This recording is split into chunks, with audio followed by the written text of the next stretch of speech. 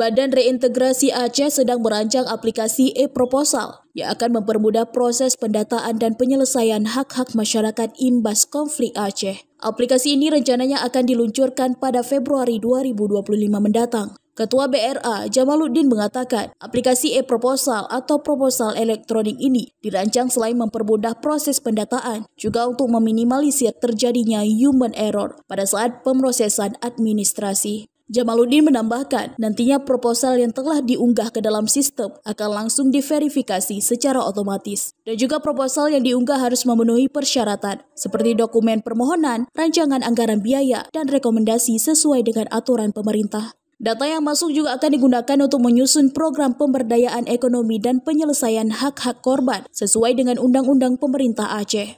Proposal ini yang pertama sekali diluncurkan untuk menertibkan data. Itu tujuan pertama. Yang kedua, ada masyarakat di tingkat daerah, kalau dia menyampaikan kebutuhannya karena dialah korban konflik, tapol, mantan kombatan, mungkin mantan kombatan lebih mudah karena terstruktur lebih mudah kita dapat data dengan menghubungi pimpinan, selesai masalah kalau data kombatan. Tapi kalau tapol ini kan mereka datanya kan tersebar, tidak ada siapa ketuanya. Nah, yang ketiga, masyarakat imbas konflik yang dapat menunjukkan kerugian jelas sebagaimana tertuang dalam MOU Helsinki. Nah, di situ lahirlah inisiatif saya untuk merapikan data, menertibkan data sehingga penyelesaian reintegrasi ini, penyelesaian konflik ini dalam waktu sesama dan waktu sesingkat-singkatnya ini selesai. Tanpa ada data yang tertib, tanpa ada manajemen yang berkompeten, maka itu tidak akan selesai. Tujuan saya itu proposal untuk menyelesaikan hak-hak mereka. Hak-hak mereka yang seperti apa?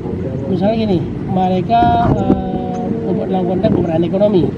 Pemberdayaan ekonomi, kalau kita mengacu kepada Permendagri 77, mereka harus mengusulkan proposal.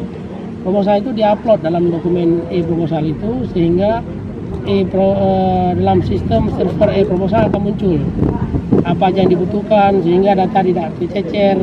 Jamaluddin juga mengatakan, saat ini penggunaan teknologi untuk meminimalisir resiko konflik data dan transparansi sangatlah penting. Jika data tersebut dibutuhkan sewaktu-waktu, dapat segera diakses dengan mudah dan transparan sehingga tidak ada data yang disembunyikan.